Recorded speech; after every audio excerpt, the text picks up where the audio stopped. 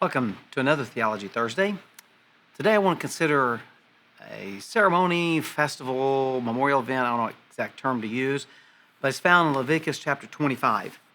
And you'll hear this talked about a lot, especially by some of the preachers that believe that God wants you to be rich and everything be wonderful and terrific in this world. And so that is the year of Jubilee. So I'll read pretty much the whole chapter. We'll take it in pieces and chunks, at least the first 22 verses, and we'll maybe talk some more about what we have here. So the Lord spoke to Moses on Mount Sinai, saying, "Speak to the people of Israel, and say to them, when you come into the land that I give you, the land shall keep a Sabbath to the Lord. So you work 6 days, you take a Sabbath. The land's going to be farmed and tilled for a year, and then have a year untilled. For 6 years you'll sow your field, for 6 years you'll prune your vineyard and gather its fruits. In the 7th year there'll be a Sabbath of solemn rest for the land, a Sabbath to the Lord. You will not sow your field or prune your vineyard. You'll not reap what grows of itself in your harvest, or gather grapes of your undressed vine. It will be a year of solemn rest for the land. The Sabbath of the land shall provide food for you, for yourself and for your male and female servants, for your hired workers and the sojourner who lives with you, and for your cattle and the wild animals that are in your land. All its yield shall be for food." So you can't go harvest in your field if something grows on its own, but you can go out into the forests and the open areas, and you can farm. God says, "I'll make sure that it provides for you." So this is the Sabbath year. Well, that part's easy. However, there's going to be a double Sabbath. So 7 is a very significant number of the Bible. So we have 6 years of work, or 6 days of work, 1 day of rest. 6 years of planting and harvesting, 1 year of rest. Now we're going to have 7 of those cycles. So that would be 49.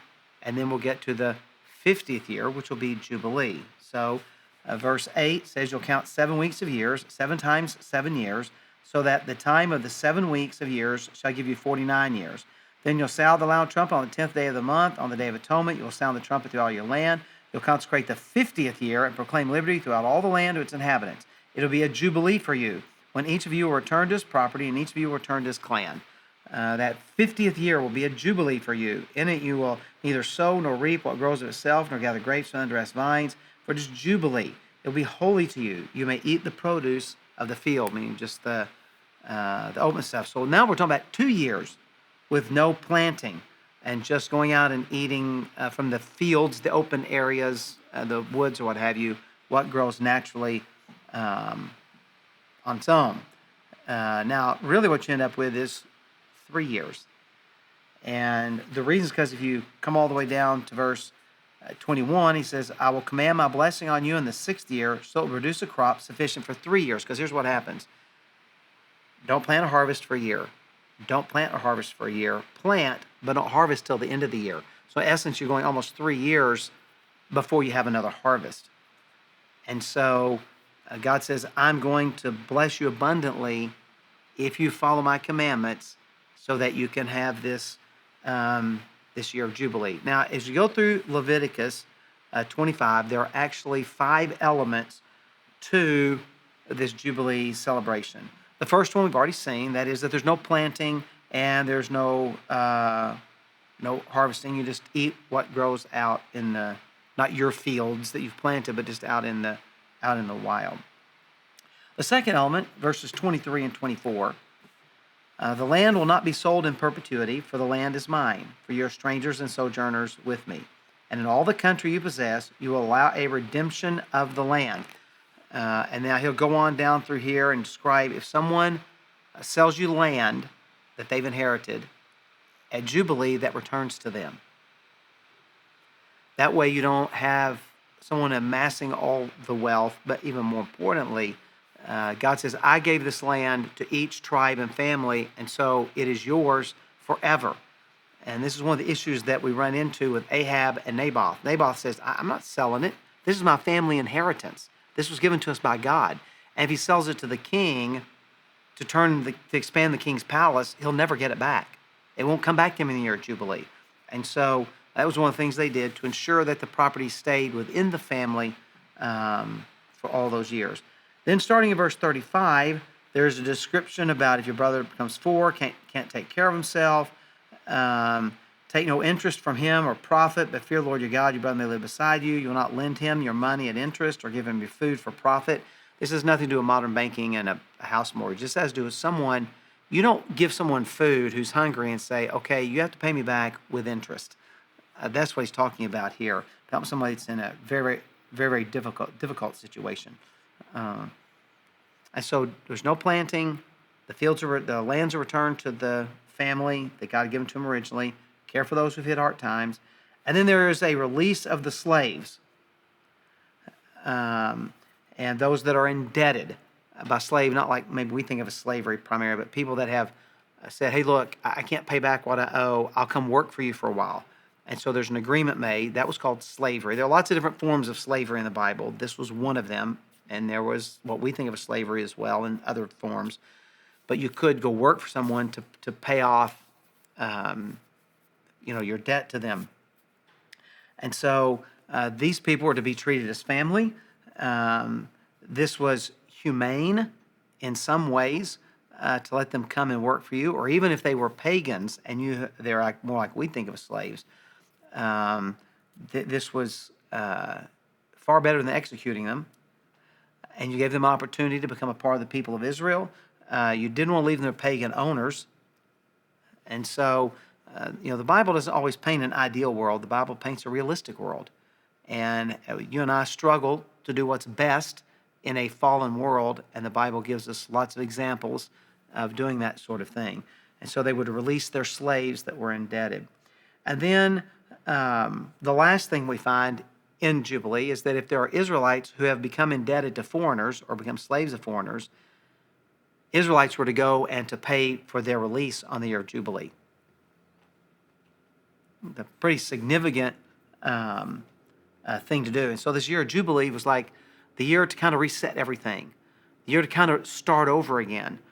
And it was a reminder of the provision of God, the consistency of God, that he's going to take care of you over these 3 years where you don't harvest, the goodness and generosity of God, our care for fellow human beings.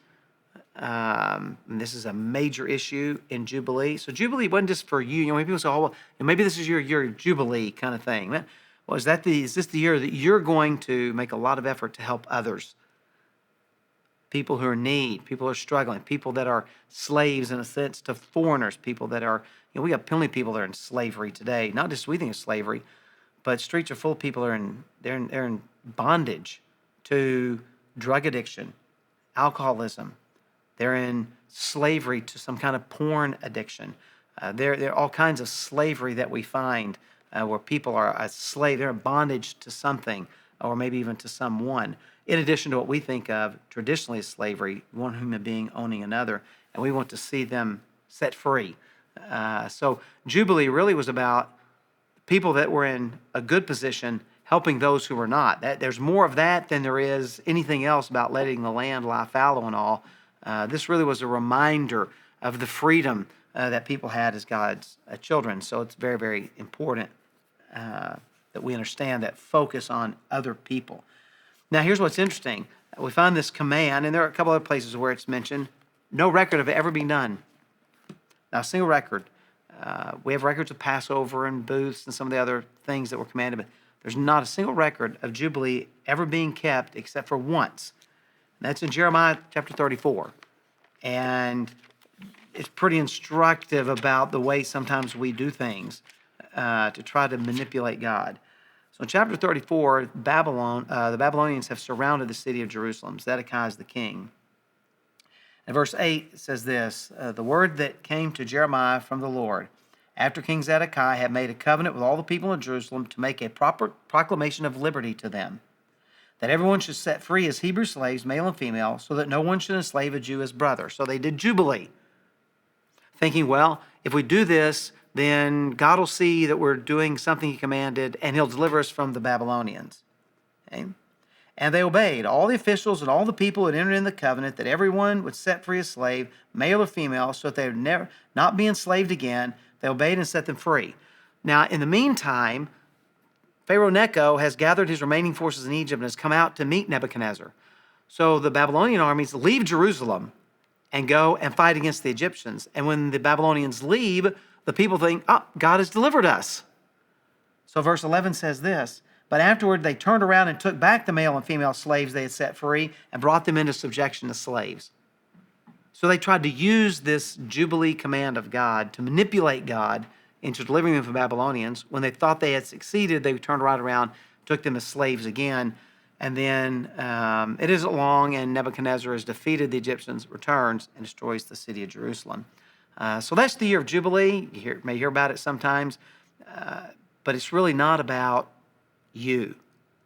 It is if you are in a position of having been financially blessed by God, that you're in a position that you're to use that to help others.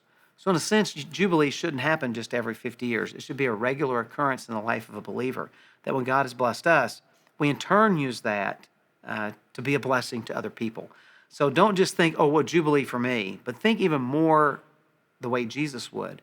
What's the Jubilee that I can do for others? That I can help others who are in genuine need? How can I help those who are in bondage to find liberty and freedom in Christ? So I hope that you'll experience a sense of Jubilee in your life, but even more importantly, that you'll bring the spirit of this Jubilee in the Bible into the lives of other people. So may God bless you, and may you be a blessing to other people.